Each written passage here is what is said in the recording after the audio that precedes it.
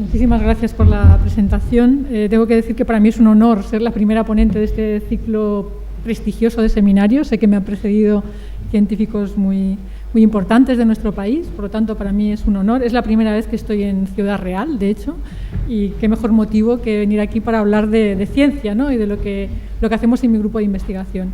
Quiero agradecer a todos los que han participado en hacer posible que yo esté aquí hoy, la universidad, el Instituto Roche, el hospital. Muchas gracias a todos y también muchas gracias a todos ustedes por venir a mi seminario. Entonces yo voy a hablarles de lo que he titulado El origen de la enfermedad.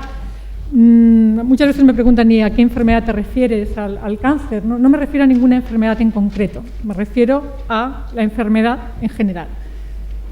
¿Por qué digo esto? Bueno, pues sabemos ahora que uno de los mayores factores de riesgo para desarrollar prácticamente cualquiera de las enfermedades que afectan a nuestra población es el envejecimiento del organismo. Esta es la incidencia de cáncer en la población británica, en hombres y mujeres.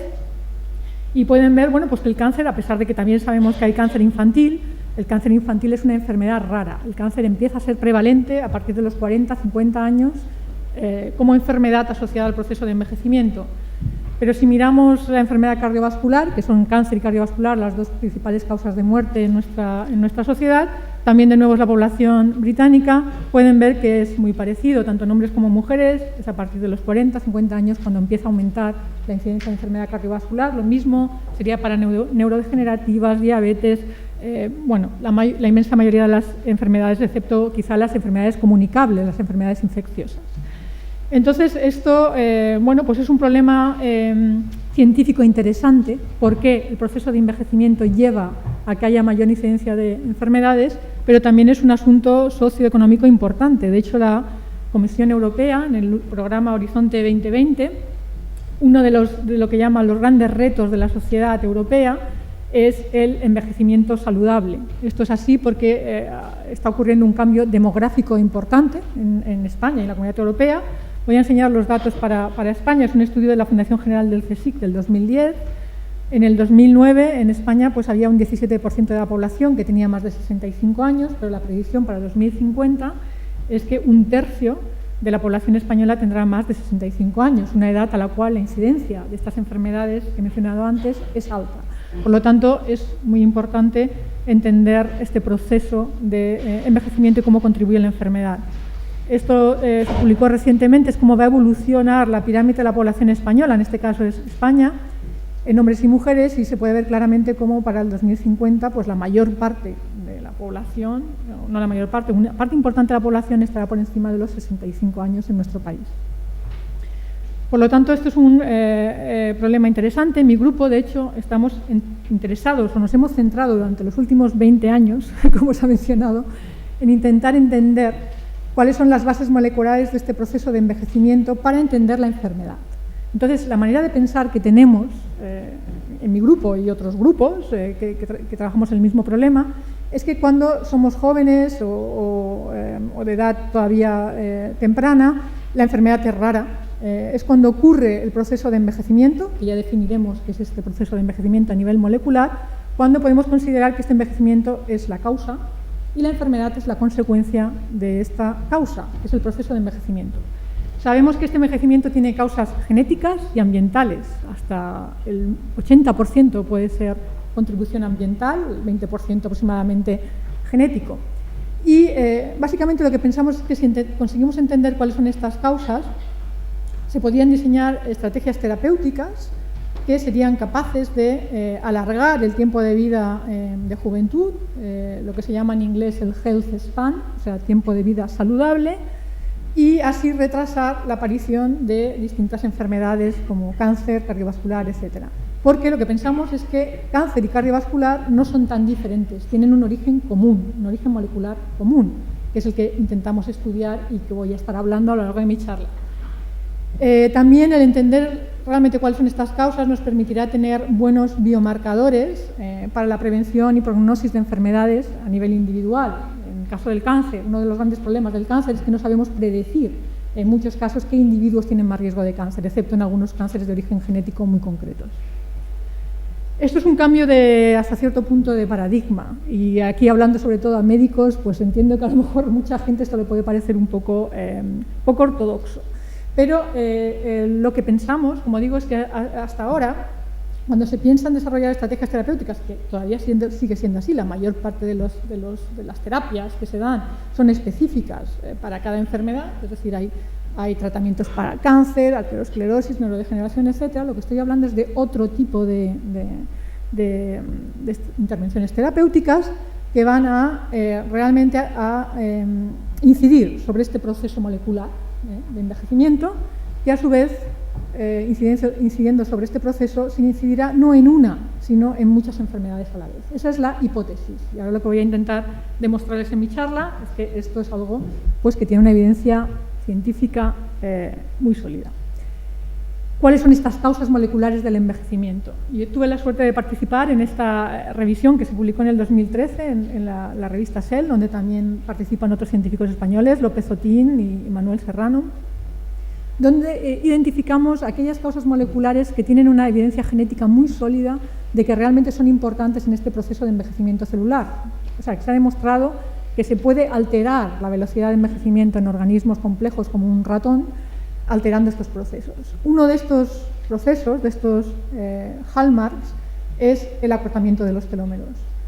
Además, ahora contaré lo que son los telómeros. Además, este acortamiento de los telómeros incide sobre otros de estas causas moleculares del envejecimiento, como es la inestabilidad genómica, la pérdida potencial de las células madre para regenerar tejidos, la senescencia celular, la disfunción mitocondrial, etc. Es decir, pensamos que es una de las causas primarias de este proceso de envejecimiento. ¿Qué son los telómeros?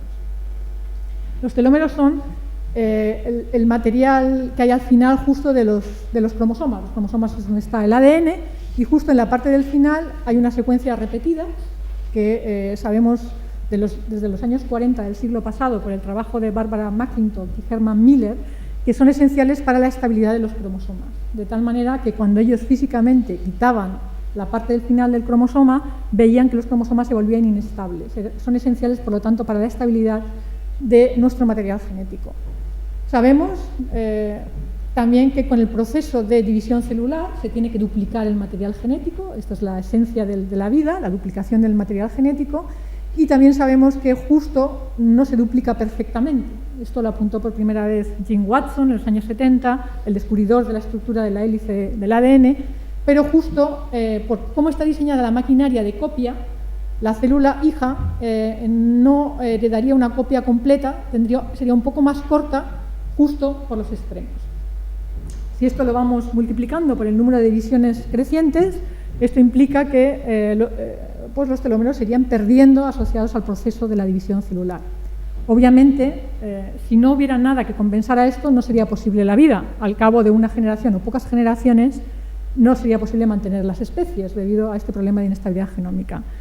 Esa actividad enzimática se descubrió en 1985 por primera vez por Grader, Blackburn y Shostak. Su descubrimiento, de hecho, recibió el premio Nobel en el 2009 y es una enzima que está presente en el estadio de pluripotencia, en el estadio preimplantacional durante el desarrollo embrionario, que es capaz de reconocer el extremo de estos telómeros, que aquí pongo la secuencia que se repite en todos los vertebrados. En plantas es muy parecido, es una estructura muy conservada a lo largo de la evolución.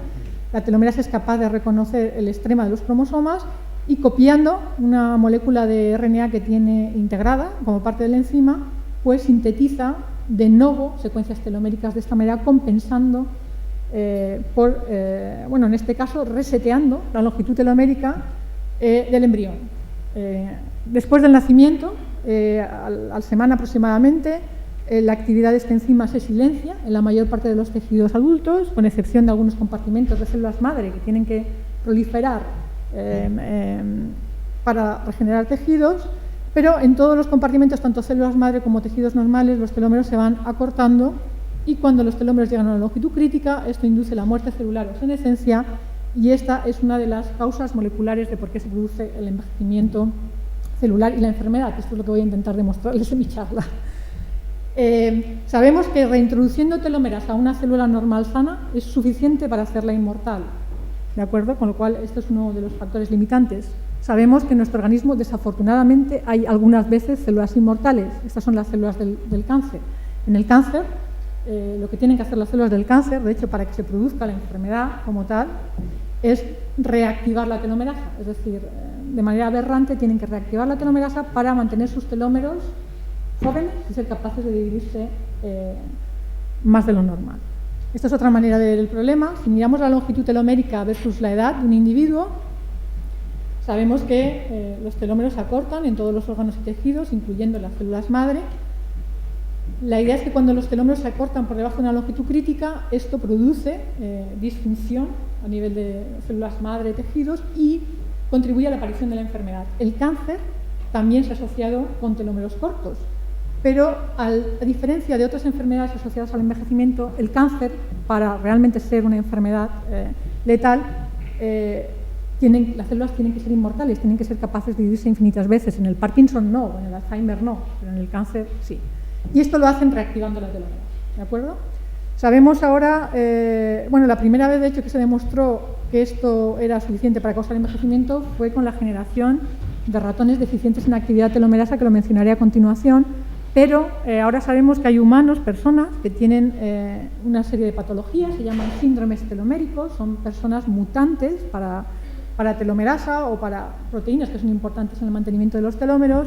Estas son algunas de las enfermedades: esclerosis congénita, algunos tipos de anemia plástica, fibrosis pulmonar, distintas patologías en los que estos individuos, al no tener la telomerasa 100% activa, porque es mutante, nacen con telómeros más cortos de lo normal y de una manera prematura van a perder la capacidad de regeneración de tejidos, ¿no? Por eso ocurre la anemia plástica, fibrosis pulmonar, etc. También sabemos que la velocidad a la que ocurre este acortamiento telomérico varía según los individuos, es diferente para distintos individuos. De hecho, sabemos que individuos que están en los percentiles más bajos de longitud telomérica para una cierta edad tienen un riesgo significativamente más alto de desarrollar enfermedad cardiovascular, neurodegenerativas, de morir por infecciones, etc. Lo cual ha llevado a pensar que la longitud telomérica podría ser un biomarcador con valor pronóstico por ser una de estas causas moleculares, ¿no?, del envejecimiento. Además, sabemos que los hábitos de vida, el ambiente, inciden sobre esta velocidad de acortamiento de los telómeros. Esta es una revisión de una de las descubridoras de la telomerasa, Elizabeth Blackburn, con Eppel, una colaboradora, donde básicamente dicen que los telómeros son una manera muy poderosa de cuantificar lo que ellas llaman insultos vitales. Estos insultos no tienen por qué ser solamente de tipo, relacionado con los hábitos de vida, como fumar, la nutrición, etcétera, sino que incluso el estrés percibido acorta los telómeros, el estrés cuando somos niños, incluso el estrés sufrido por la madre durante el embarazo, también puede hacer que los telómeros sean más cortos de lo normal. Desórdenes de la personalidad también afectan, es decir, que hay mucha evidencia, mucha literatura indicando que distintos agentes, cosas no genéticas pueden contribuir a este acortamiento de los telómeros. En mi grupo desarrollamos una tecnología para mirar los telómeros de manera, en sangre de manera alta densidad y, pues esto es importante porque nos ha permitido realmente poder testar el potencial de la medición de la longitud telomérica y su valor pronóstico. Esto es un ejemplo real. En este caso se trata de una colaboración con el grupo de Michael Snyder de la Universidad de Stanford. Michael Snyder vino a CENIO hace poco y él se ha secuenciado todo su genoma, ha hecho el proteoma, el transcriptoma y nos dijo que encontró que era mutante para telomerasa, aunque él está sano, tiene una mutación, sano de momento, que está asociada con anemia plástica, es mutante para telomerasa. Entonces, obviamente le pregunté cómo son tus telómeros y me dijo, pues cuando miro mis telómeros, midiendo la longitud media, son normales. Y yo dije, pues vamos a intentar medir tus telómeros con nuestra tecnología, que además puede detectar los telómeros cortos. Y vimos que cuando miramos la longitud telomérica media de Michael Snyder, que es este punto negro, para su edad son normales, pero si ahora detectamos los telómeros que son más cortos de 3 kilobases, que son telómeros muy cortos, vemos que Michael Snyder está en uno de los percentiles más altos de telómeros cortos, lo cual nos permite correlacionar el fenotipo, en este caso, de telómeros cortos con su genotipo, ¿no? Como una indicación de la importancia de ser capaces de medir estos telómeros cortos, y lo que estamos haciendo es colaborar con muchos hospitales, sobre todo en nuestro país, para intentar ver el valor pronóstico de estos telómeros cortos en distintas patologías. Y voy a mencionar dos que tienen que ver con el CNIO, obviamente por proximidad, y que tienen que ver con el cáncer. Uno es hasta qué punto los telómeros cortos ayudan a determinar el riesgo de cáncer de mama y de ovario producido por mutaciones en los genes BRCA1 y BRCA2. Este es el trabajo del grupo de Javier Benítez en el CNIO. Y después también, en colaboración con el grupo de Javier Benítez, los telómeros como una medición de la toxicidad de tratamientos de quimioterapia en cáncer de mama. Estos son los dos temas que voy a discutir en este sentido. Sabemos que los genes nos dan un riesgo para padecer enfermedades. Cáncer de mama, si hay mutaciones en BRCA1 o BRCA2, va a dar un riesgo más alto de desarrollar cáncer de mama y ovario, pero los genes no nos dicen, no reflejan el ambiente o el tipo de vida que ha tenido esta persona. La medición de los telómeros, por lo que he dicho anteriormente, no solo refleja la genética, que podemos ser mutantes para telomerasa, pero también miden de alguna manera el tipo de vida que se ha llevado, y la hipótesis aquí del grupo de Javier Benítez era que la combinación de ambos marcadores podría ser una manera más poderosa de determinar el riesgo de padecer enfermedad y el momento de aparición de la enfermedad. Obviamente eso también puede ayudar a desarrollar tratamientos antes de que vayan a prevenir la enfermedad, más que a tratar la enfermedad cuando ya ha aparecido. Lo que vio el grupo de Javier Benítez, con el que hemos tenido la suerte de colaborar, es que aquellas mujeres que tenían mutaciones en los genes BRCA1 y BRCA2 y tenían telómeros más cortos, para su edad, desarrollaban el cáncer de mama antes, es decir, para una cierta edad, mujeres que tenían los telómeros cortos desarrollaban el cáncer de mama con anticipación, con anterioridad, lo cual indica que esto es un factor que está determinando el riesgo a cáncer de mama. También en un estudio que se ha hecho con el grupo de Javier Benítez, que todavía no está publicado, han visto que además la longitud telomérica también es un buen readout o una buena indicación de la toxicidad de tratamientos de quimioterapia.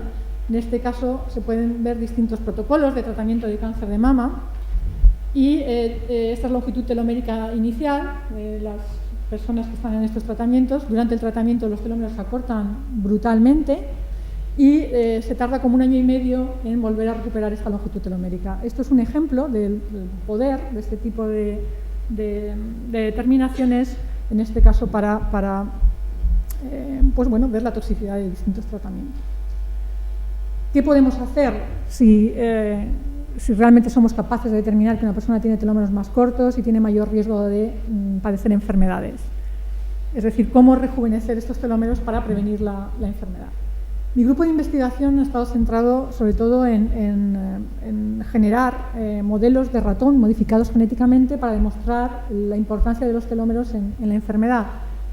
En el caso del acortamiento de los telómeros, en esta revisión también discutimos que sería la reactivación de esta enzima telomerasa una posible estrategia terapéutica para ello. Como digo, en mi grupo hemos estado interesados en desarrollar modelos animales de ratón para entender el papel de los telómeros en enfermedad. Generamos los primeros ratones deficientes en telomerasa en colaboración con Carol Greider, y vimos que cuando los telómeros llegaban a una longitud crítica, esto producía envejecimiento en todos los órganos y tejidos, y esto es porque realmente lo que ocurrían eran aberraciones cromosómicas, lo que se había predicho, pero esto fue de hecho la primera demostración, y por lo tanto telómeros cortos producen envejecimiento. También esto nos sirvió para demostrar que los telómeros cortos, si no había telomerasa, podían ser una manera también de frenar el crecimiento tumoral. Si el cáncer no tiene posibilidad de activar telomerasa, estos ratones eran resistentes al cáncer, y de hecho se han desarrollado inhibidores de telomerasa que se están probando ahora mismo en ensayos clínicos, en tumores sólidos, están en fase 2 en Estados Unidos. La telomerasa, por lo tanto, es una diana también de interés para desarrollar fármacos contra el cáncer.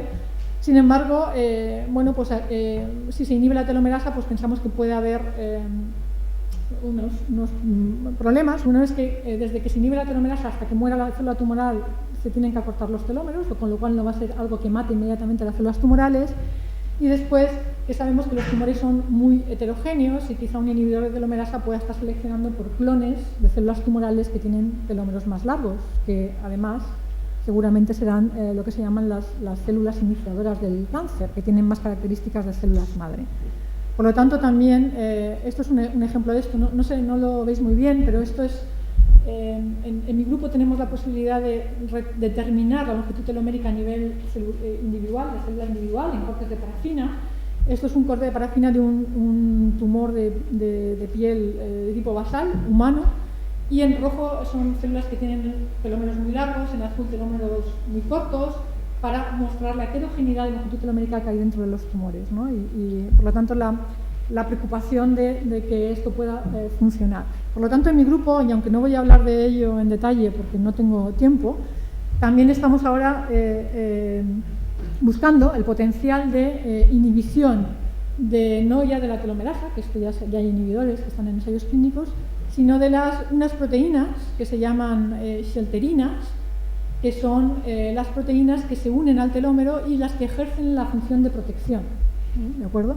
Estas shelterinas son 6 proteínas y son importantes para que la telomerasa sea reclutada al telómero, pero también son importantes pues, para distintas funciones de las células madre, etcétera, y estamos explorando la posibilidad de inhibir estas shelterinas como otra estrategia independiente de la longitud telomérica para matar las células tumorales.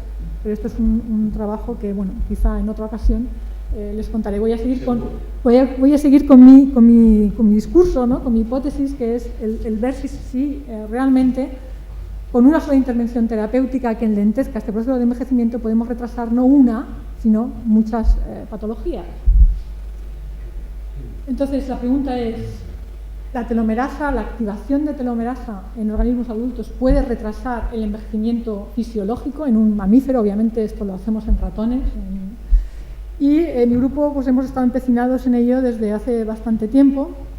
Lo primero que hicimos fue un ratón transgénico, que lo que hacemos es expresar telomerasa cuando el ratón es adulto, pero aquí lo que vimos es que esta expresión constitutiva de telomerasa a lo largo de toda la vida del ratón hacía que hubiera menos envejecimiento cuando mirábamos distintos marcadores de envejecimiento, pero solo vimos un pequeño aumento en la supervivencia comparado con los ratones control, porque vimos que estos ratones, de hecho, al tener telomerasa permanentemente activa, tenían un poco más de cáncer. La telomerasa no es un oncogen, pero si está presente durante toda la vida va a facilitar que células que tengan oncogenes activados o que pierdan supresores tumorales puedan crecer con más facilidad.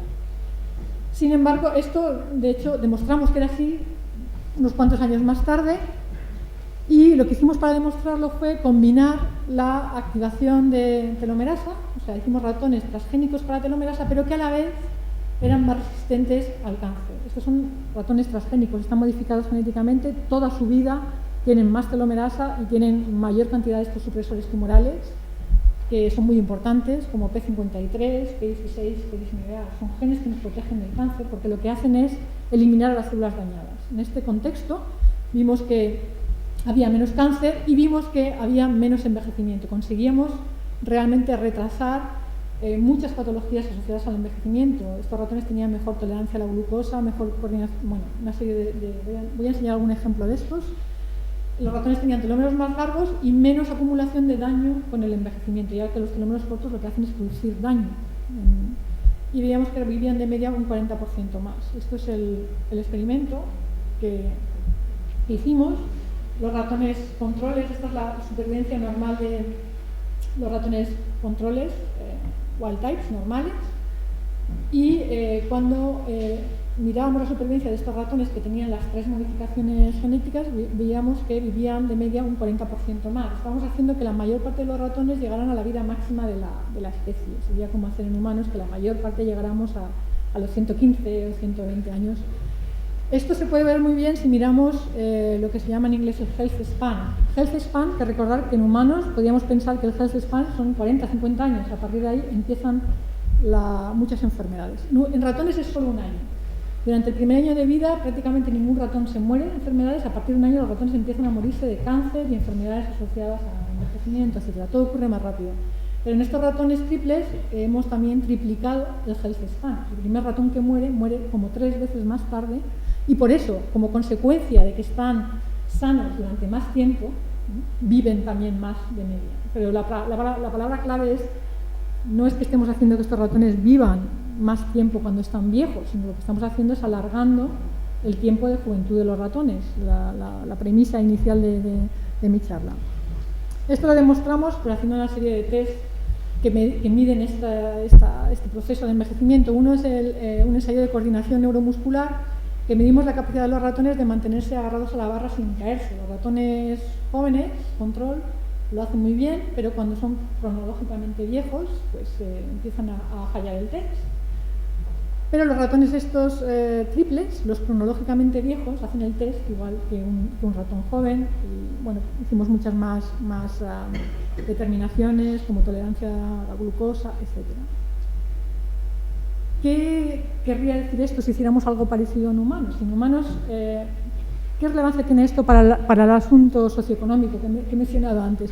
Si fuéramos capaces simplemente de duplicar el health span en humanos. Esta gráfica no es real, o sea, esta no sería una curva real de supervivencia en humanos, pero sí que sabemos más o menos que el health span en humanos unos 40-50 años, después empieza a aparecer enfermedades. Sabemos que la vida media son alrededor de unos 80 años, la máxima son 120 años, que es el récord. ¿Qué pasaría si duplicáramos el health span en humanos? En ratones lo hemos conseguido triplicar, en nematodos se ha quintuplicado. Esto es algo que ya se ha hecho genéticamente en otros organismos. Si duplicáramos el health span, lo que ocurriría es que habría menos incidencia de enfermedad, porque el periodo de vida con enfermedad sería más corto, ¿de acuerdo? O sea, disminuiríamos las enfermedades crónicas, etc. Obviamente en humanos no podemos hacer humanos transgénicos, ¿no? Esto no se puede modificar genéticamente. Entonces, ¿qué hemos hecho en este sentido? Bueno, pues para probar realmente que seríamos capaces de diseñar un tratamiento que fuera capaz de hacer que los ratones envejecieran más lento, un tratamiento que sería ya más cerca de lo que es un medicamento, como puede ser la terapia génica, esto fue lo que hicimos, de hecho. Considerar que el envejecimiento se produce en parte por un defecto génico, la expresión de un gen, que es la telomerasa, al menos. Obviamente hay muchas más rutas moleculares, yo estoy hablándoles de una, pero hay muchas más que he enseñado al principio. Y entonces, bueno, pues si esto es así, si el envejecimiento se produce en parte porque hay deficiencia de telomerasa en la vida adulta, lo que tenemos que hacer es utilizar una estrategia, por ejemplo, de terapia génica. Lo ideal sería tener un fármaco. Esos fármacos todavía no existen, que activen la telomerasa, se están desarrollando. Pero bueno, ya que no tenemos el fármaco, lo podemos demostrar con terapia génica para reintroducir telomerasa cuando hace falta, no desde el inicio del desarrollo embrionario, donde pueda hacer algo que pueda llevar a que haya más cáncer cuando somos viejos, sino cuando hace falta, que es en mediana edad o la vejez. Es decir, esto lo hicimos en ratones de 1 año, que son ratones de vida de mediana edad, de 40 años, digamos, o de 2 años, que son ratones de 70 a 80 años, ¿no? Digamos, si lo tradujéramos a humanos. Utilizamos además un tipo de vectores que son los que se están utilizando ahora mismo en ensayos clínicos de terapia génica para tratar enfermedades humanas producidas por deficiencias genéticas, que son los vectores adenoasociados. Estos vectores son muy seguros porque no son integrativos, no se integran en el genoma, sino que se quedan flotando en la célula, de tal manera que si alguna de estas células, por ejemplo, empezara a proliferar más de la cuenta porque tiene algún oncogen alterado, diluiría la telomerasa, perdería la ventaja esta de tener la telomerasa. Entonces pensamos que esto era perfecto para hacer lo que queríamos hacer. Estos son todos los ensayos clínicos que en el 2011 se estaban realizando en distintas fases con estos vectores, ¿no? para que veáis que esto ya es, bueno, ya es un medicamento, ya no es un ratón transgénico, ya es algo más cercano.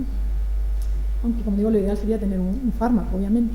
Este es el experimento que hicimos, que fue tratar un solo tratamiento, ratones de 1 año o de 2 años, es decir, de mediana edad o viejos, o bien con la proteína fluorescente verde, es decir, con nada que activara la telomerasa, o bien con la telomerasa. Esto es para mostrar lo que ocurre, por ejemplo, en pulmón. El pulmón de un ratón adulto no tiene telomerasa, igual que el pulmón de un humano. Y esto sería, la actividad telomerasa es esta escalera de bandas, son las repeticiones que añade la telomerasa. Es un ensayo de detección de actividad telomerasa. Los ratones de 2 años que tratamos con el vector que tenía la proteína fluorescente verde no tienen telomerasa, pero los que tratamos una sola vez con el vector que tenía telomerasa, veis cómo reactivamos la telomerasa en pulmón. Esto ya es interesante porque he dicho que hay casos de fibrosis pulmonar que están producidos por telómeros cortos y que hay incluso personas que son mutantes para telomerasa que desarrollan fibrosis pulmonar. No voy a contar todo el trabajo porque ya está publicado, publicamos en 2012, así me queda más tiempo para contarles lo que estamos haciendo ahora. Entonces,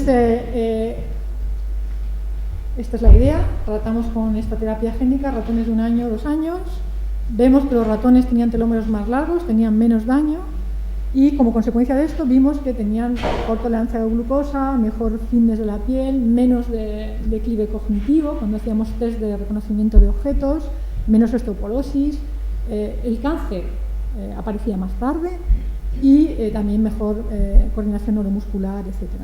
Como consecuencia de esto, de estar en general mejor durante más tiempo, también, bueno, esto es el mismo test de antes, el de coordinación neuromuscular, lo muestro como continuidad del otro ensayo. En este caso, lo que se puede ver aquí es que al año de edad, 6 meses después del tratamiento, pues vemos que los ratones todavía son capaces de hacer el test bien, pero ya 1 año después del tratamiento, ya los ratones tienen 2 años, el grupo de control empieza a fallar este test de mantenerse agarrado a la barra, pero los que habíamos tratado con telomerasa 1 año antes siguen haciendo el test igual que los ratones jóvenes. Es incidir sobre lo mismo, pero aquí ya no hay ratones transgénicos, esto realmente es un tratamiento de terapia génica. Con un solo tratamiento vemos que aumenta la vida media y la vida máxima, tanto en el grupo de 1 año de edad como 2 años de edad. Esto es porque los ratones están sanos durante más tiempo, como efecto secundario, pues viven más. El que estén viviendo más ya nos está diciendo que seguramente no tienen más cáncer. Y de hecho vemos que la incidencia de cáncer es la misma, o sea, los ratones cuando mueren con la misma incidencia de tumores, pero estos aparecen más tarde. Vamos, es lo que he hablado antes, de disminuir el tiempo de vida donde hay enfermedad en los ratones. Por lo tanto, este sería lo que mostramos, que es un solo tratamiento con telomerasa, aumenta, no lo he mostrado, pero a nivel molecular lo que ocurre es que los telómeros son más largos y esto hace que aumente el health span y que los ratones vivan más. Pensamos que esto es una prueba de principio, quiere decir que una de las causas moleculares de por qué se produce el envejecimiento, por lo menos en ratones, es donde lo hemos demostrado, es por el acortamiento de los telómeros y que de hecho con una intervención que es la activación de telomerasa somos capaces de aumentar el tiempo de vida de los ratones libres de enfermedad y como efecto secundario también que pues los ratones vivan más. ¿Qué es lo que estamos haciendo? Y esto ya lo voy a ir concluyendo con cuál es el siguiente paso. Obviamente el envejecimiento no se considera una enfermedad, no se aprueban drogas de momento para tratar el envejecimiento, pero sí que hay enfermedades asociadas al envejecimiento o enfermedades asociadas a telómeros cortos, como estos son los síndromes teloméricos que he mencionado antes, son enfermedades raras, pero la gente que tiene mutaciones en telomerasa termina muriendo por anemia plástica, fibrosis pulmonar y no hay tratamientos efectivos. Y después están las enfermedades asociadas al envejecimiento como cardiovascular, neurodegenerativas, etc. Bueno, pues que también necesitan de que haya realmente tratamientos efectivos y en este sentido es lo que estamos testando ahora mismo en modelos preclínicos de ratón, ver si la activación de telomerasa puede tener una utilidad en, por ejemplo, enfermedad cardiovascular. Y de hecho esto es lo que voy a contar a continuación, y de hecho es una colaboración con Roche Basilea, gracias al acuerdo del CEñIO con Roche Global. Y bueno, pues que obviamente esto tiene un interés obvio, ¿no? El poder probar que pues una nueva diana, como puede ser telomerasa, pueda ser útil en enfermedad cardiovascular.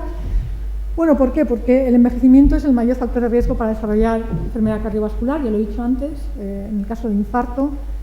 Los telómeros cortos en sangre, también lo he dicho antes, son un factor pronóstico malo, es decir, personas que tienen telómeros más cortos tienen significativamente más probabilidad de morir por enfermedad cardiovascular.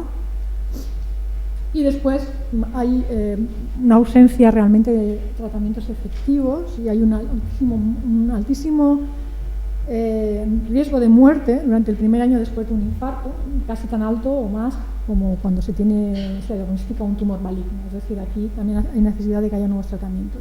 ¿Por qué es esto así? ¿Por qué no hay tratamientos efectivos para tratar personas que han tenido un infarto? Bueno, pues en parte es porque el corazón adulto, igual que en humanos, igual que en ratones, no se regenera.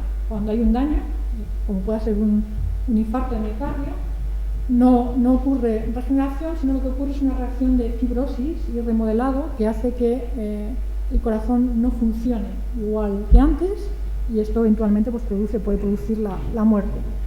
Curiosamente, esto está en contraste con lo que ocurre en organismos como el pez cebra, donde se produce la regeneración del corazón tras un daño, o en ratones recién nacidos. Durante la primera semana de vida también regeneran perfectamente su corazón.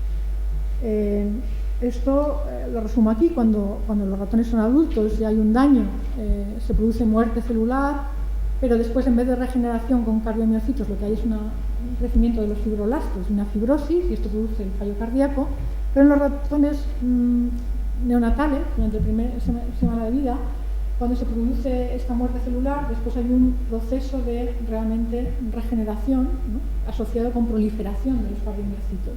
Curiosamente, lo he dicho al principio, a lo mejor algunos se acuerdan todavía, la telomerasa está presente durante la primera semana de vida en ratones o en humanos, pero después se disminuye. Entonces pensamos, bueno, ¿será que si volvemos a poner telomerasa como cuando somos neonatos, esto va a permitir realmente regenerar el corazón después de un infarto? Esa es la pregunta que tenemos.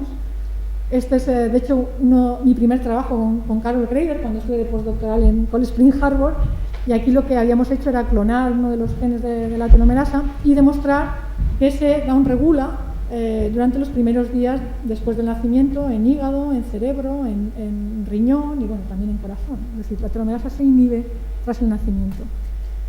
Sabemos además que hay este es el trabajo de un grupo, Joseph Penninger, que ha descrito una firma genética de lo que ocurre en los corazones de los ratones recién nacidos, que se regeneran por completo. Esto va asociado a una serie de cambios en expresión génica, ¿de acuerdo?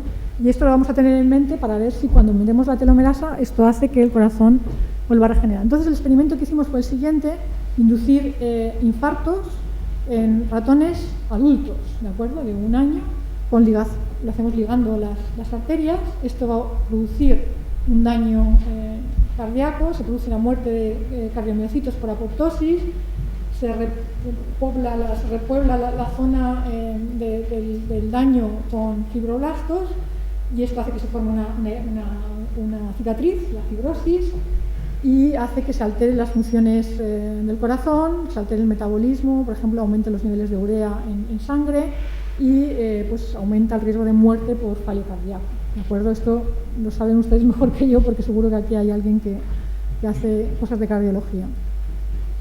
Y lo que vamos a hacer es que cuando hagamos la ligación, vamos a hacerlo en corazones que hayamos tratado o bien con telomerasa o bien con el vector viral vacío, para ver si esto ayuda. Este es el experimento: cogemos ratones adultos, tratamos con telomerasa o con el vector vacío y producimos el infarto con ligación de arterias. Y durante 6 semanas seguimos los parámetros cardíacos y la supervivencia de estos ratones, etc. Estos son los puntos: o bien ratones que operamos pero no inducimos el infarto, ratones donde operamos pero no les añadimos ningún virus, o los operamos y les añadimos el virus vacío o el virus con telomerasa. ¿De acuerdo? Esto es para demostrar que se puede conseguir que estos vectores ADN asociados vayan específicamente a un tejido. En este caso, hacemos, por la dosis de virus que usamos, hacemos que vayan al corazón. El 60% de las células del corazón son infectadas por el virus, pero por ejemplo no van o van con menos de un 1% al hígado o al cerebro, ¿no? De tal manera que se puede hacer muy específico para un tejido. Después lo que hacemos es medir, después del tratamiento, los parámetros del corazón por ecocardiografía, y estos son los resultados. Cuando ocurre un infarto, por ejemplo, si se mira el área, el volumen del ventrículo izquierdo, en el grupo que operamos, pero no hay infarto, pues tiene un volumen, pero cuando producimos el infarto, este volumen aumenta, ¿de acuerdo? Cuando hemos tratado con el vector vacío, no hay ningún rescate, pero cuando habíamos tratado con el vector con telomerasa, hay un rescate significativo de este fenotipo. Lo mismo si miramos la fracción de eyección del corazón. En el grupo control, donde se opera pero no hay infarto, pues tiene un porcentaje, ¿no? Cuando producimos el infarto y no hay tratamiento con virus, esto disminuye la fracción de eyección, hay un peor funcionamiento del corazón. Esto no se rescata con el vector vacío, pero se rescata significativamente cuando hemos tratado con telomerasa. Como consecuencia de esto, por ejemplo, si miramos los niveles de urea en sangre, de nuevo en el grupo que operamos pero no hay infarto, estos serían los niveles de urea. Esto aumenta cuando se induce un infarto y no hay tratamiento, o cuando se induce un infarto y se trata con el vector vacío. Pero si se trata con el vector con telomerasa, hay un rescate significativo. Para que se hagan una idea, los tratamientos con células madre, por ejemplo, que se están haciendo ahora, es menos el efecto que se ve, ¿no? que con esto de telomerasa. Hacemos PET para ver el funcionamiento del corazón. En este caso, la toma de glucosa por los cardiomiocitos cuando hay un infarto disminuye, porque se ha formado una cicatriz, y se puede cuantificar cómo de grave es esto. Y aquí lo que hacemos es cuantificar si la